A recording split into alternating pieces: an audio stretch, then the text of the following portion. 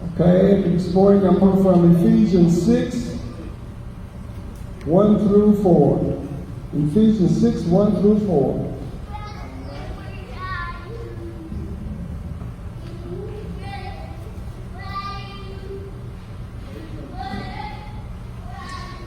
Ephesians 6, 1 through 4.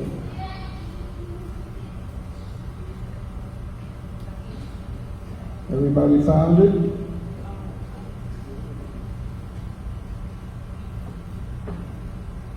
And it says from the NIV version, children, obey your parents in the Lord, for this is right. Honor your father and mother, which is the first commandment with promise, that it may be well with you and you may live long on the earth. And you fathers, do not provoke your children to wrath, but bring them up in the training and admonition of the Lord. May the Lord add a blessing to hearing, reading, and doing of His holy word. I want to speak from the subject today. Be a father after the Father. Be a father after the Father. In Ephesians 5 and 6, he gave instruction to the family. He gave instruction, Paul gave instructions to the family. But in 6 1 through 3, he gave it to the children. In 6, 4, he gave it to just the fathers, exclusively to the father. What is a father? The dictionary defines a father as a male parent, a parent who has begotten a child. A male who has made a woman pregnant. That's not a father. That's a sperm donor. That's a sperm donor. And I'm glad the pastor told me that I have ample, that I tell the truth, because I'm going to tell the truth about some things today that a lot of people don't want to talk about today. They don't even want to say things. They don't want everybody to sugarcoat everything and acting like everything is okay and it ain't nothing's okay, because it's getting worse out here. But that's just a sperm donor. The Father is God. If you want to be a father, imitate what God is doing. God nurtures. He cares about what He's doing. He helps them to grow and He helps them to develop. That's what a father does. He instructs and he protects, but he also disciplines. Yes, sir. But even though both parents, mother and father, work together in raising a child, the fathers are the special focus today in verse 4. Fathers have the leading responsibility of raising children, but the world has changed that now. The fathers, they're more like, they're not even a mother anymore. They're lording the kids now. The fathers have went down in the level of the family.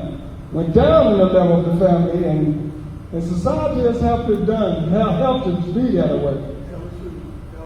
A lot of people say, but then again, I can't blame society for everything, because the fathers haven't stepped up to what they were supposed to do either. Because a lot of fathers are supposed to be fathers, but they're not being fathers.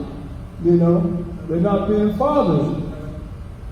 Dads should take the initiative to make sure that God's plan and vision of truth and holiness are instilled in the lives of their children. And when it says bring them up, it means to provide for them. Not physically, but spiritually first. Then mentally.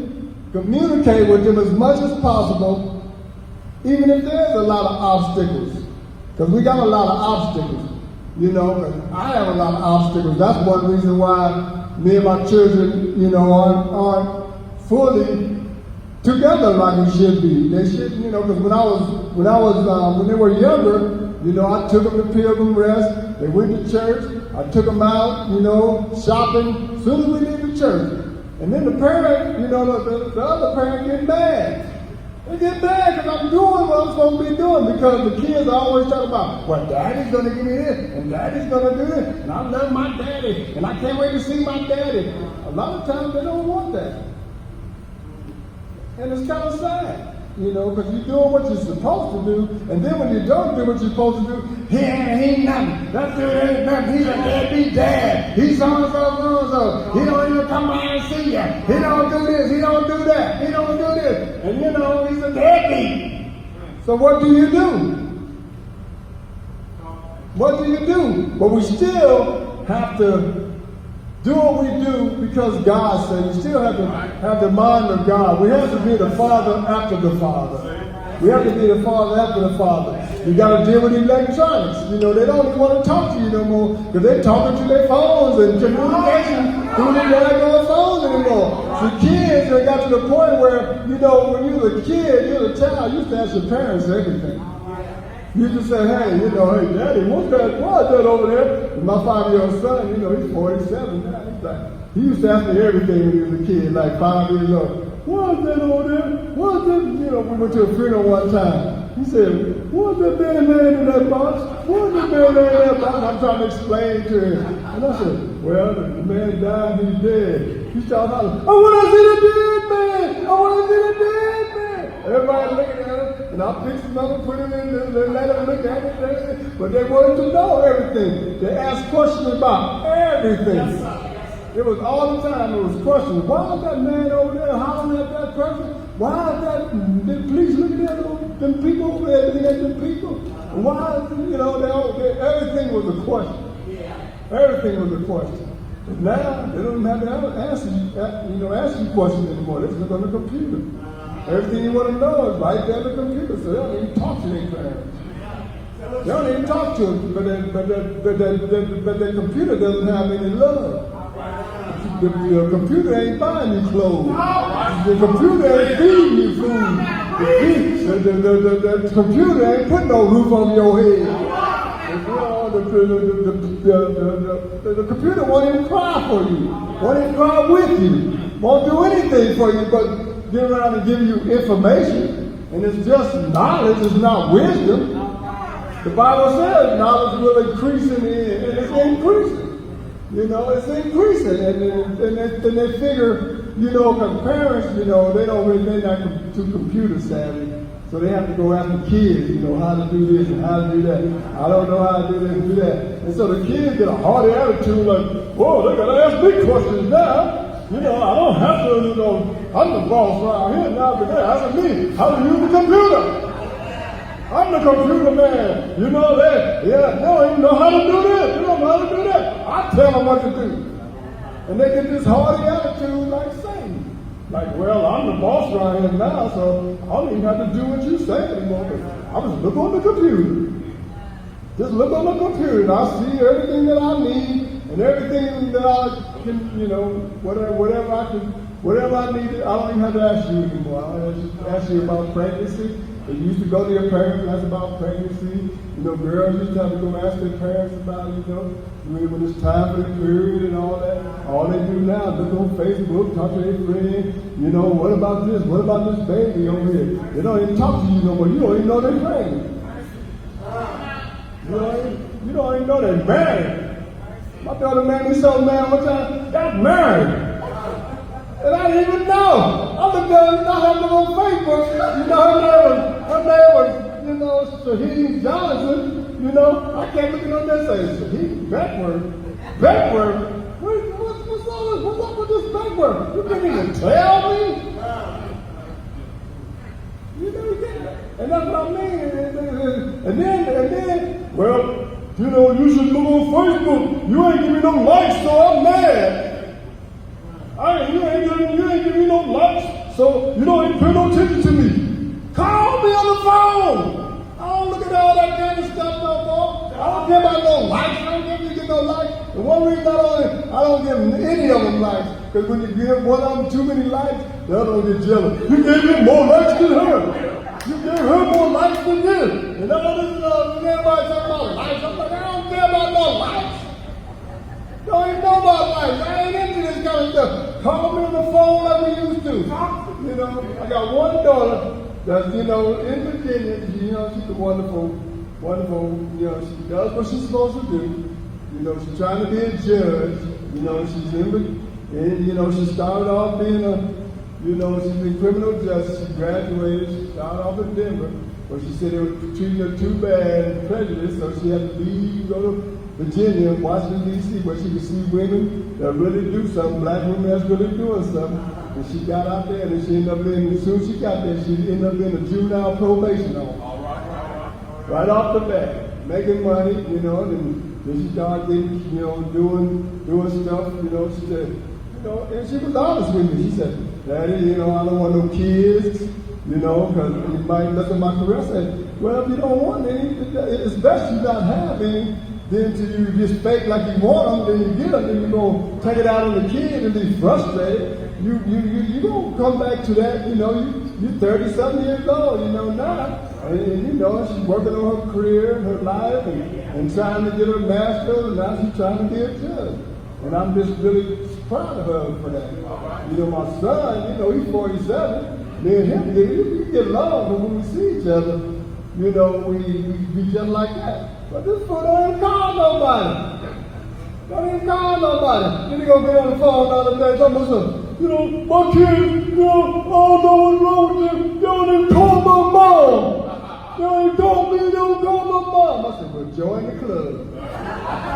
I said, because whatever happens, whatever you do, it's gonna come back on you. And I told him, I said, it's gonna come back on you. Sooner or later, it's gonna come back on you.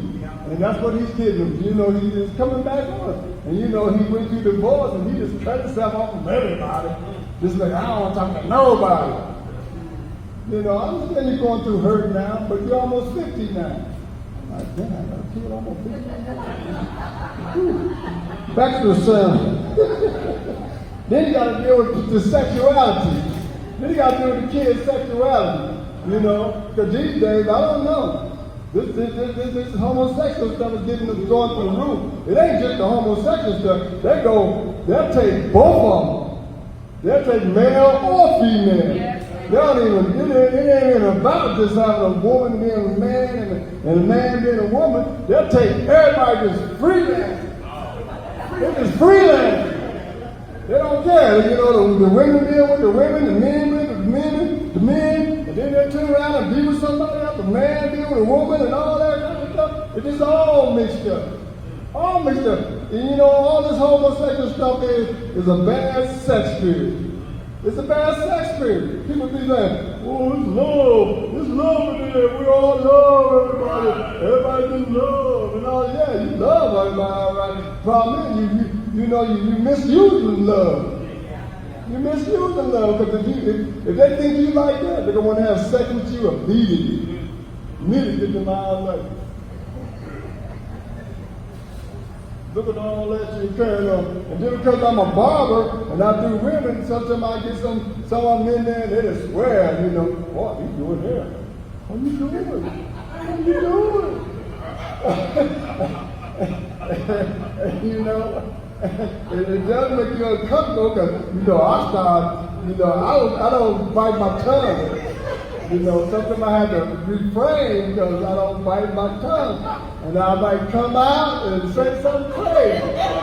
So I just have to, Lord, hold my peace. I say, do you know the Lord? They'll be quiet then. Or they look at my hair. I said, what does that mean? But one of them got so mad one time he just came in. He didn't even know me or nothing. He just saw my hat. How the cross on the hat, he just looked at the hat and said, hey, them Christians, always judging people, I said, really? I said, well, you can judge me for this hat too. He couldn't say nothing. He was like, because I didn't even say nothing to him, he didn't say nothing to me. He just came in the door, talking about my hat. I said, you talking about somebody judging you judging me.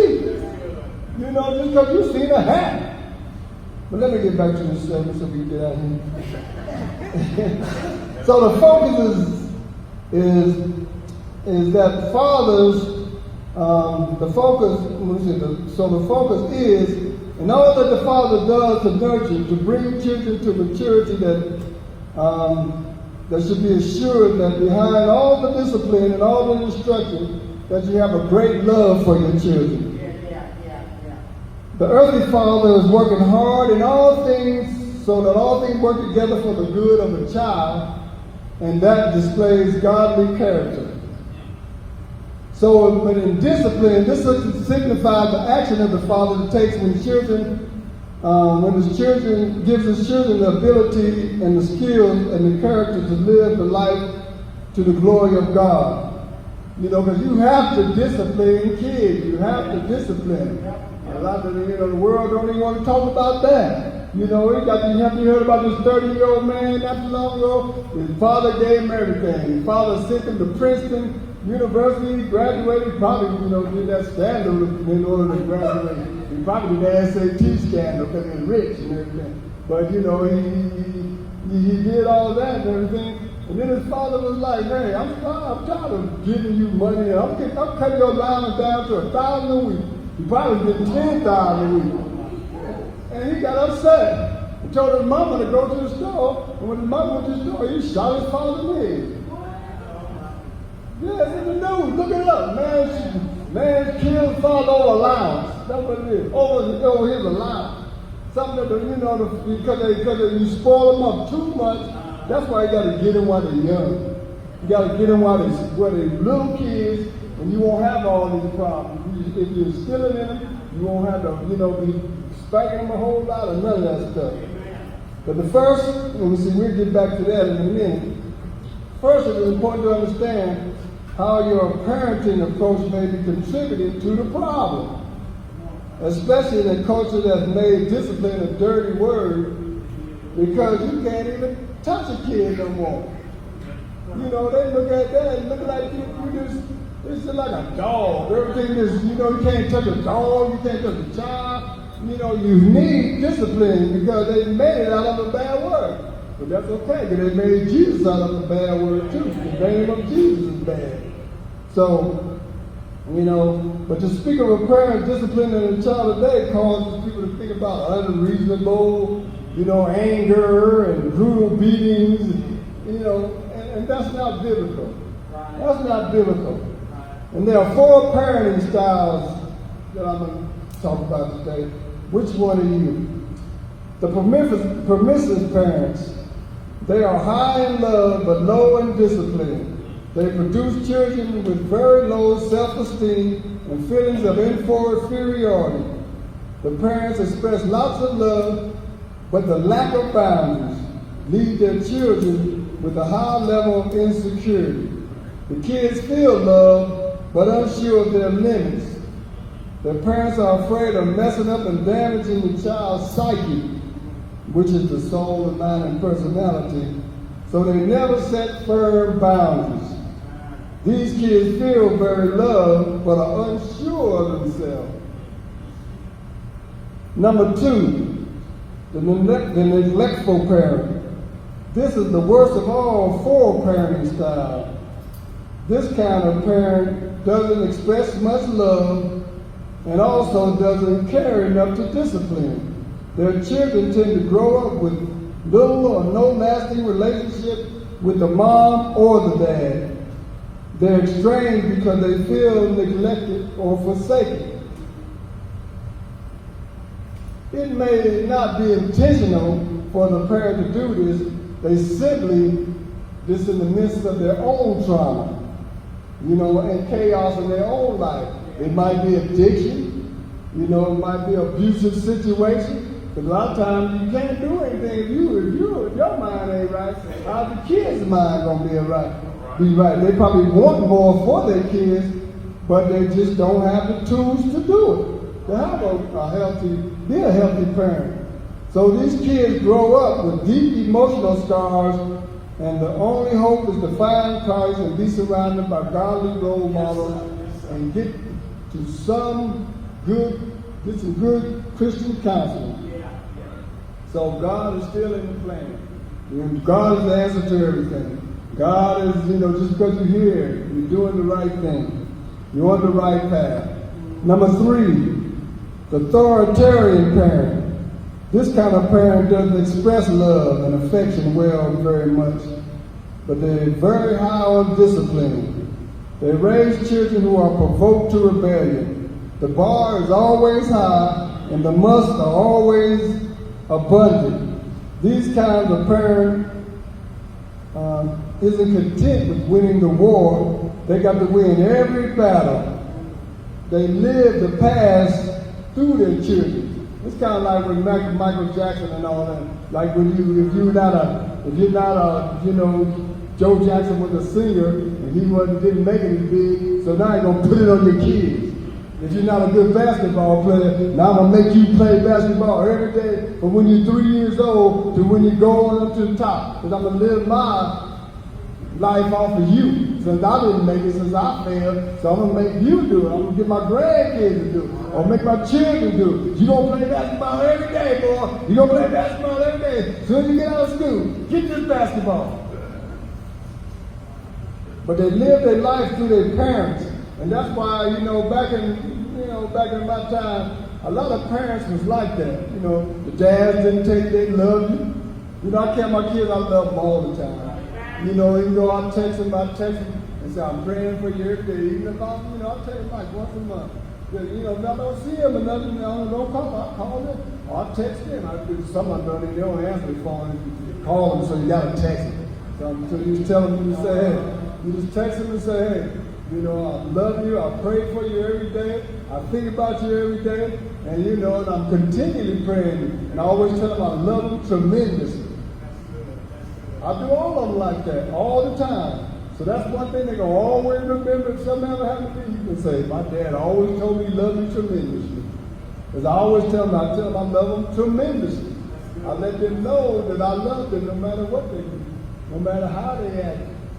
I just I show them great love. And that's what you have to do. You got to show them great love, no matter what it looks like. And you gotta let them know, because communication between parents and child and authoritarian parents in the form of arguing, especially when the child is old enough to fight back. The authoritarian parents squeeze their kids until the kids can't wait to leave home. As soon as they do, they rebel. When Paul told the Ephesians not to overcorrect their children and exasperate them, he was warning them not to raise children who would reject the faith altogether. Because a lot of times, just being a preacher, they'll reject the Lord because you can't talk about the Lord too much to them. You got to show them the Lord. You can't just run around talking about the Lord did it, the Lord is good, Lord is Lord. You got to show them. You don't have to say much. Just show them, just walk around and show them that you love the Lord. Let them know that you didn't, and deep outside, they'll know you love the Lord. That's one thing my kids know. I tell them, I say, I'm sold out for the Lord. Whatever you do, I love you, and I truly believe that the Lord is coming back. I said, that's instilled in me. And I tell them, I said, hey, when I'm gone, first thing to do, get my Bible because it's marked pretty good. That's, you get all the instructions in there, and it's tell you what to do so you can stay strong, and just grab that first. It's like, it's more than money. It's more than money. I'd rather leave you the word of God that's already marked and tell you what to do than to leave you a bunch of money. I say, get my Bible. It's worth more money than you ever can have. And I'll tell them, just look at my Bible, and then you'll find out what to do. Number 4, authoritative parents. This kind of parent is authoritative, not overbearing like the authoritarian, but a compassionate yet firm authority. They have clear boundaries, but are also very loving. Everyone knows who the boss is. There's a connection between parent and children. Respect and honor who the child is while they are respect and honor who the child is while they are not compromising with his or her disciplinary needs. So they got to have respect even when you discipline them. You can't just get there and call them all kinds of MFs and all that old kind of stuff while you beating the mess out of them. You can't be doing all that kind of stuff. Like you fight somebody on the street, you beat the mess out of them. They got to know that you still love them. Okay, the result is a child. The result is a child high in self-esteem and equipped with good coping skills. So which one is you? Demand your respect. Demand your respect. Because I tell them, hey, I'm not going to let you just, I'm going to love you because I can love you from a distance too. But I'm not going to let you talk to me any kind of way. I'm not going to let you, and I tell them, don't ever hit me. Don't ever hit me. They know that too. I say, don't ever hit me. I'm going to love you, but hey, Mama Day, Dad probably still loves him too. But don't ever hit me when I get old. Don't ever hit me. Because kids, you got kids, they get old, they think they're crazy, they get old and bigger than you, when you can't do anything, they beat you around the wheelchair, slap you in the head and all that. I tell them, don't ever do that to me. Don't like a, don't like a don't like a pull. But the man respect. In Hebrews 12, 9 to 11, human fathers who discipline us and we respect him for it. This is Hebrews 12, 9 through 11. Human fathers who discipline us and we respect him for it. How much more shall we submit to the Father of our spirit and live? Our fathers disciplined us for a little while as they thought best. But God disciplined us but God disciplines us for our God that we may share his holiness. No discipline seems pleasant at the time, but painful. Later on, however, it produces a harvest of righteousness, peace for those who have been trained by it. And so discipline is necessary to deter destruction. In Proverbs 22:6, it says, train a child in the way he should go, and when he is old, he will not depart from it. Sometimes you have to use the rod. Proverbs 22:15, it says, folly is bound in the heart of a child, but the rod will drive it far from him. Proverbs 13:24 says, he who spares the rod spoils the child. But there is a way to spank a child. Because I used to be the discipline of the whole family. My aunts and everybody. Because I knew how to spank a child. They do got to fatty their butt. You just got to hit them right up, fatty their butt. The police can't do nothing about it. But it has to be on the fat of their butt. That's what that butt is for. That's what a butt is for. People think it's for you looking at it and all that. Nah, it's to spank you when you're a child. And here's my spanking brush. That's a bring it. This is my rod. I had this brush about 40 years. Look at it, it's all tore up. But the thing about it is, the way I spank it, you don't have to do it one time. You know what I used to do? I used to, because my grandson, it started with him, even before my daughter did, No, I can't say that because he just did the worst of the stuff. My daughter did, I only had to do one of them, the rest of them crying before you even touch it. So you only had to do one of them. So after that, you had to whoop the iron spank the littlest one, the youngest one. It's just the old one got it first. But my grandson, he called himself a bully there at school one day. Called himself a bully. So he went around bullying people around, so he's getting coming home on the school bus. He gonna push this boy off the bus and make the boy bust his head on the ground. Understand? I said, boy, you can give you 50 whacks, but I'm only gonna give you 25 whacks. And this is how I do it. He was probably about maybe 9 years old at the time. I made him pull his pants down, lay on that bed, and take this brush right here. Hard as I could. And then I'll walk around, go to the store, come back down. You got to go to the store, come back later on, like, hey, what are you doing? You got 24 more of those to go. Nothing ready? Bow! You're not going to get something you carry on. Walk around something. You ready? Get down there, push your hands up there. Bow! I said, oh, you got 23 more to go. Then you lay that down. You're like, you got 5 more to go. You got 5 more to go. Wake up. Bow! And all I had to do it is one time. After that, he respected me. They didn't want to say nothing. They don't want to. You say stuff one time. But see, when you upset with you, when you angry, you don't take the belt and hit them all in the head, and making them, they're gonna be belt buckles, lips all there.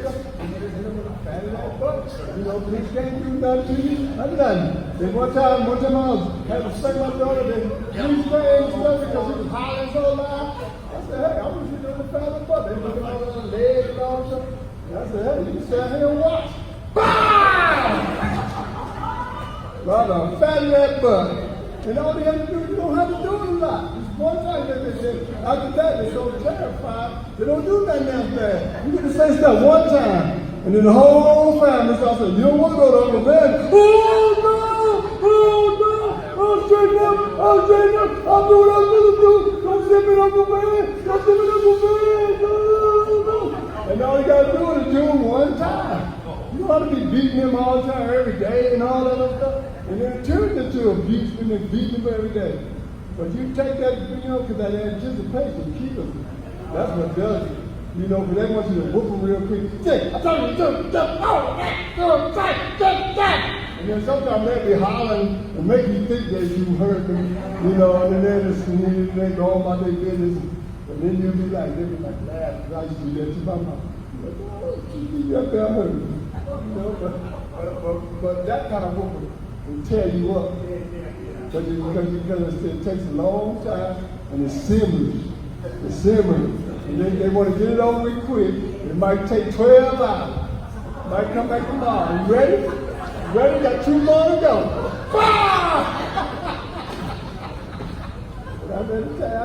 But there is a way to stagger time. But, in Proverbs 23, 13 and 14, do not withhold discipline from a child. If you punish them with the rod, they will not die. Punish them with the rod and save them from death. The thing about it is, like I say, society don't want you to touch nobody at all. Then they're going to grow up hitting you. They disrespect you. They talk back to you. You tell them something to do something. You got to tell them 10 times before they do it. You got to have something to fall back on. But you got to get them while they're young. When you get too old, then you have to really hurt them bad. So it's best to don't even. You got to get them while you have your money. See, Sean, when you get one, just make sure that in 2 years old, you lay in there, it's all right. They never respect you the rest of your life. but you got to get them while they're young. If you get them while they're young, you won't have much problem.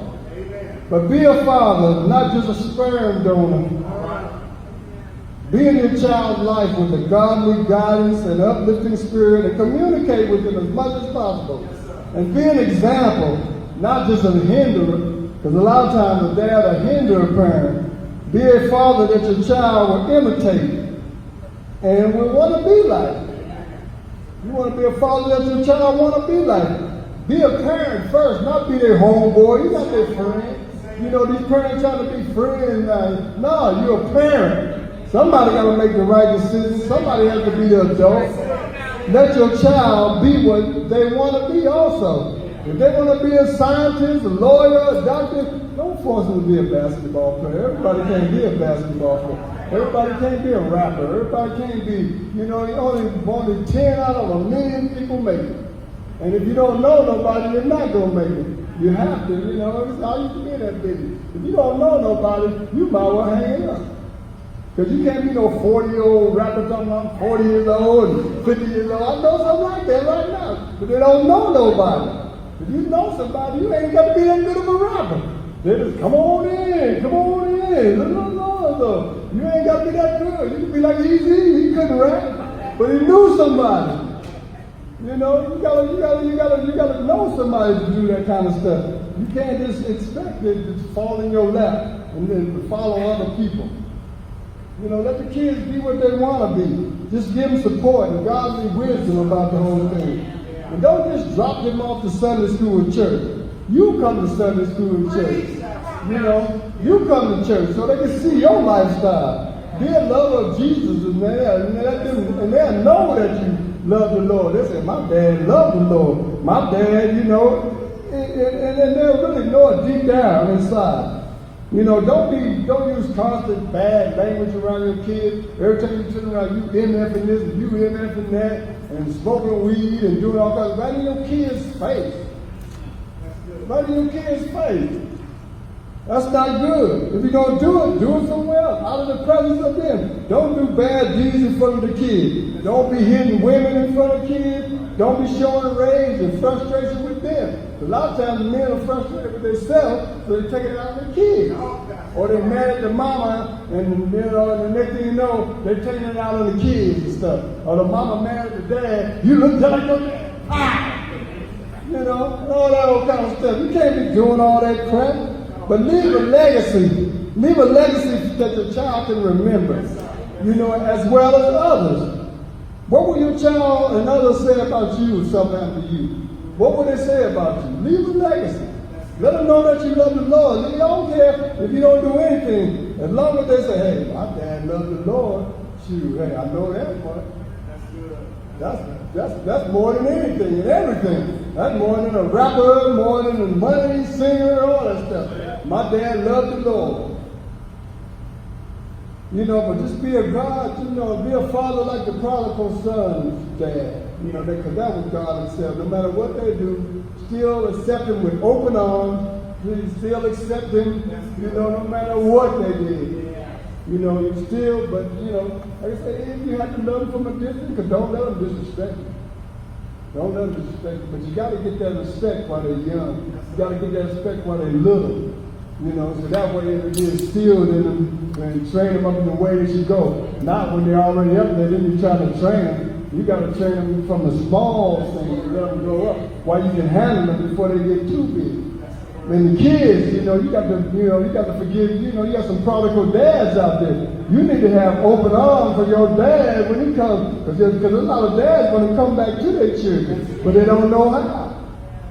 Because the child, you know, the mom has talked to him so bad, talked about him so bad, you know, because my kid's mom used to do that. You know, sometimes they talk all that crazy stuff and they jealous of you and all that. But, you know, I said, I'm not going to talk bad about her. I didn't say anything. My daughter was talking to me about that this morning. She said, all that stuff my mom used to tell me, all that bad stuff about you. She said, you never did talk bad about her. You never did say, you know, you never did put no bad, ill stuff in my heart and stuff. She said, but now that I'm older, I see who the problem is. But when they get older, they'll see who the problem is. When they get old, they'll know you just don't say anything. You just keep serving the Lord and being an example, because let them see that you know, hey, all you did is serve the Lord. That's all I can remember. You know. But be like our Heavenly Father, the perfect Father, long suffering, loving, caring, nurturing, disciplining, and overseeing Father. The Father of all fathers, the King of kings, the Lord of lords, the mighty, wonderful Father, Prince of Peace, mighty Counselor, Lion of Judah, El Shaddai, a righteous Father who will judge everyone. Be a godly Father today. Let your Son see you choose Jesus today, which is God, who hung, bled, and died on the cross for your sins and rose again with all power in his hand. Be like the ultimate Father. Let your child see you accept the Lord. Let your child know that you love the Lord. Be like the ultimate Father today. Your child will never forget it. You choose Jesus. Choose Jesus today. Today. Happy Father's Day. Give the Lord a hand.